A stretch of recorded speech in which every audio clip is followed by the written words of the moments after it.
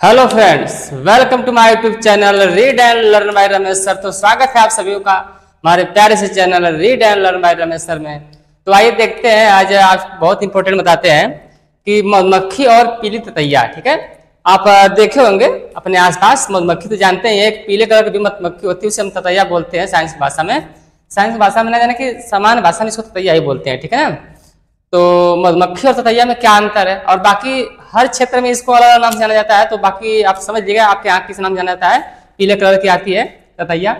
तो इन दोनों में क्या डिफरेंस है, इन दोनों के जहर में क्या डिफरेंस है, दोनों के डंक में क्या डिफरेंस है, दोनों में क्या केमिकल पाए जाते हैं, किसकी वजह से दर्द हो रहा है, क्या है, कैसे ठीक होगा, इन सब के बारे में आज हमको बताते हैं। ठीक है, तो आइए शुरू करते हैं। तो आइए देखते हैं, जैसा कि हमने बोर्ड पर लिख दिया कि क्या क्या इनमें डिफरेंस है। ठीक है, अच्छे से समझते हैं कि क्या है डिफरेंस।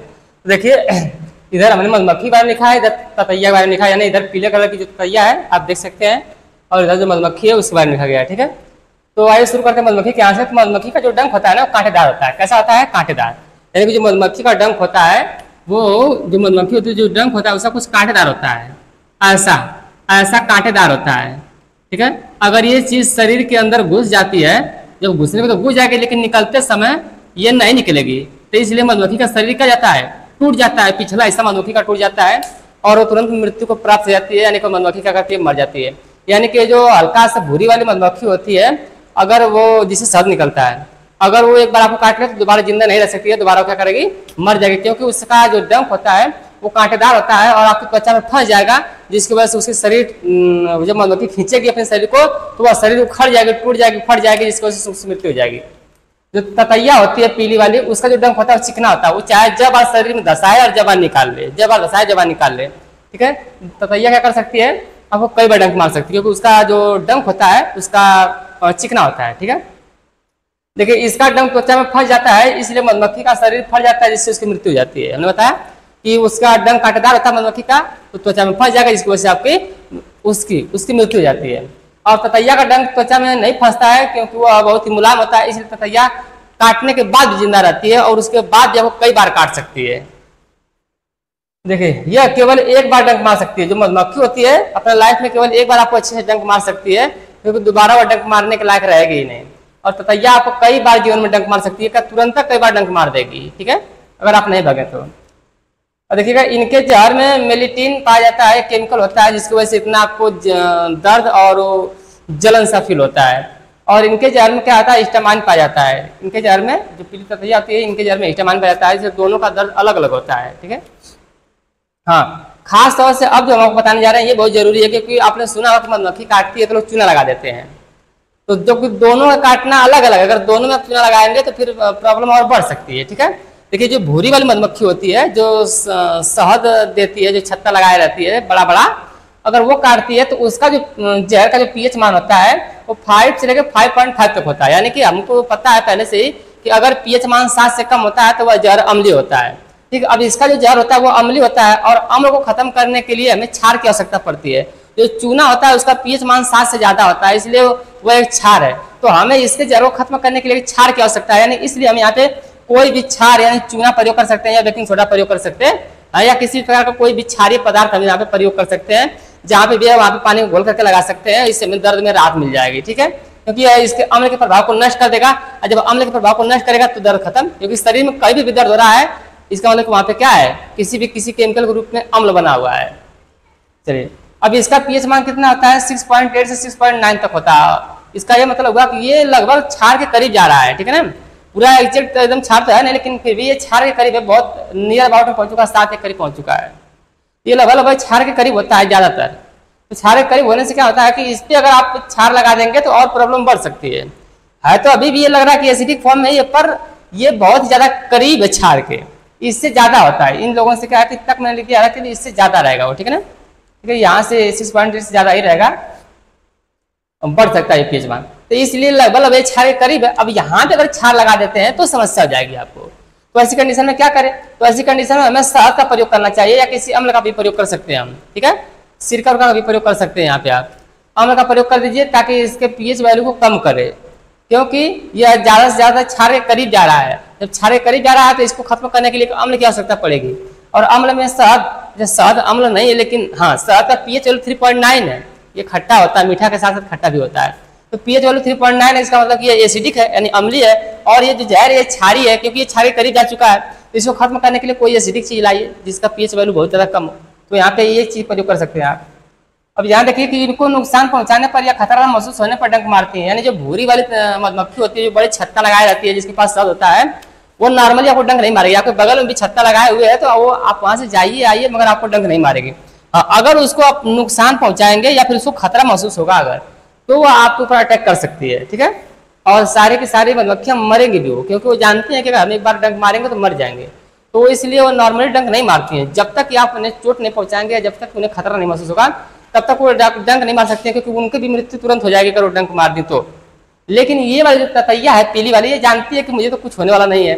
यह जो बहुत आक्रामक होती है ना, स्वभाव से बहुत ही आक्रामक होती है।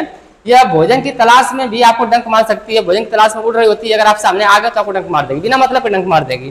तो देखते हैं कि अक्सर पीली ततैया जो होती है वह अचानक से ही काटती है। कोई किसी को नुकसान नहीं पहुंचा रहा होता तभी वो अचानक से काट लेती है। कहीं आप बाइक पे चला रहे हैं तो भी आपके चेहरे पे आके काट लेगी, आप कहीं झाड़ियों में जा रहे हैं या खेत में जा रहे हैं तो भी आपको अचानक से कहीं काट सकती है पीली ततैया। लेकिन मधुमक्खी ऐसा नहीं करती है, ठीक है, समझदार है वो। लेकिन उसको नुकसान पहुंचाएंगे तो काट लेगी। समझदार कैसी मजबूरी है, इसका डंक फंस जाएगा, इसका शरीर फट जाएगा, ये मर जाएगी, इसलिए बार बार डंक नहीं मार सकती है। जब बात जान के जाती है यानी आप उसको नुकसान पहुंचा रहे होते तो डंक मारेगी, ठीक है। देखते हैं कि जो ततैया होती है वो ज्यादातर किस समय में डंक मारती है, जब गर्मी का अंत हो रहा होता है उस समय। क्योंकि जब गर्मी का अंत हो रहा होता है तो यानी कि धीरे धीरे बरसात आ रही होती है, उस समय इसका भोजन खत्म होने लगता है, भोजन की कमी पड़ जाती है। बरसात में सारे जीव बहुत तड़पने लगते हैं बरसात में, तो सबका इसका भोजन खत्म होने लगता है। और पतझड़ के शुरुआत में भी सारी पत्तियां पेड़ पौधों की झड़ने लगेगी तो उसी में छुपी रहती हैं, तो पतझड़ में भी इनका भोजन क्या करता है, कम हो जाता है। जब भोजन की कमी होती है तो ये ज़्यादा डेंजरस जाती हैं, ज़्यादा आक्रामक हो जाती हैं, किसी को भी काट लेती हैं। तो ये ज़्यादातर गर्मी के अंत में और पतझड़ के शुरुआत में अधिक आक्रामक होती हैं और उस समय ज़्यादा डंक मारती हैं, ठीक है। और वो रीजन होता है कि वो उस समय भोजन की इनको क्या जाती है, कमी हो जाती है। ये रहा दोनों में डिफरेंस। तो खास तौर से आप समझिएगा कि यह एसिडिक यह बेसिक है यानी कि क्षारी है, इसके इलाज के लिए आप अम्ल का प्रयोग करना। और मधुमक्खी का जो जहर होता है वो पहले से अम्लीय होता है, इसके इलाज के लिए आप क्षार का प्रयोग करना। तो क्षार में चूना लगा सकते हैं, लेकिन ततैया वाले में चूना नहीं लगाने का, ठीक है ना। शहद लगा लीजिए, नींबू का रस लगा लीजिए, कोई भी अम्लीय पदार्थ लगा लीजिए जो खट्टा हो, वो आपको आराम दे सकता है। नहीं तो इसका पहले से ही क्षारी है, आप एक चूना लगाएंगे तो क्षार प्लस क्षार मिलकर और बढ़ जाएगा, क्षार ज्यादा पावरफुल हो जाएगा, दर्द आपको ज्यादा देने लगेगा, ठीक है। तो ऐसा नहीं केवल अम्ल ही दर्द देता, नहीं क्षार भी दर्द दे सकता है अगर ज्यादा मात्रा में हो जाए तब। तो आइए देखते हैं इसके बाद कि इसको आप स्क्रीनशॉट लीजिए, फिर इसको बताते हैं आपको।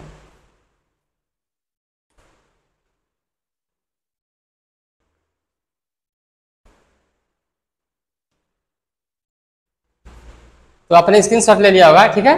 तो मधुमक्खी की बात हो गई, लेकिन आपको बताएं कि दुनिया की सबसे खतरनाक मधुमक्खी है जिसे हम हत्यारी मधुमक्खी कह सकते हैं या द किलर बी अंग्रेजी में कह सकते हैं, ठीक है ना। द किलर बी मतलब मधुमक्खी का होता है, यह हत्यारी मधुमक्खी।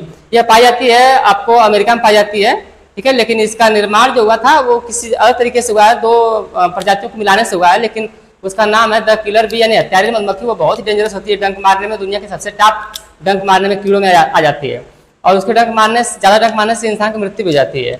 और वो जनरली स्वभाव में बहुत आक्रामक होती है, बिना किसी वजह इसको गुस्सा जाता है और किसी को भी काट सकती है। वो पाई जाती है कहाँ, दक्षिणी मध्य अमेरिका में और अमेरिका के कुछ दक्षिणी हिस्सों में पाई जाती है, ठीक है। आइए बात करते हैं कि क्या मधुमक्खी के काटने से इंसान की मृत्यु हो सकती है। क्या मधुमक्खी के काटने से इंसान की मृत्यु हो सकती है? तो हाँ, मधुमक्खी के अगर अधिक काट लेती है मधुमक्खियाँ, ज़्यादा मात्रा में मधुमक्खियाँ काट लेती हैं तो आपकी मृत्यु हो सकती है, ठीक है। क्योंकि उसको काटने की जगह पे भी निर्भर करता है। मान लीजिए जैसे अगर आपके जीभ पे डंक लग गया तो जीभ सूज जाएगी, जिसकी वजह से आपकी सांस नली बंद हो जाएगी, हवा जाना बंद हो जाएगा, इसकी वजह से आपको सांस लेने में दिक्कत हो जाएगी, आप मर सकते हैं, ठीक है ना। कभी कभी क्या जाता है कि आपके दिल का दौरा पड़ जाता है, बेहोशी हो जाती है, उल्टी आने लगती है। मधुमक्खी को ज़्यादा काट लेने से शरीर पूरी सूज जाएगी, जिससे कि आपकी जो रक्त वाहिनियाँ हैं, जो धमनी और सिराएँ हैं जिसमें खून बहता है, उनकी साइज बढ़ जाती है। जब साइज बढ़ जाएगी तो एक पतला पाइप में जब कोई चीज़ बहता है तो बहुत ही दबाव के साथ, बहुत प्रेशर से बहता है। अगर पाइप चौड़ा जाए तो पानी की मात्रा उतना ही रहेगी तो प्रेशर कम हो जाएगा। यानी कि अगर आपके रक्त वाहिनियाँ सब फैल जाएं और वो मधुमक्खियों को काटने से फैल जाती हैं, फैल जाए तो जो ब्लड प्रेशर है वो घट जाता है। तो इसलिए बीपी भी लो हो सकती है आपकी, आपको बेहोशी आ सकती है, उल्टी आ सकती है, दिल का दौरा पड़ सकता है, ऐसी कंडीशन हो सकती है, यानी कि आपकी मृत्यु हो सकती है।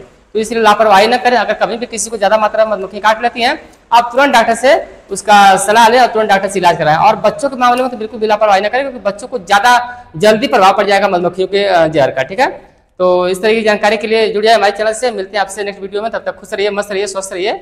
जय हिंद।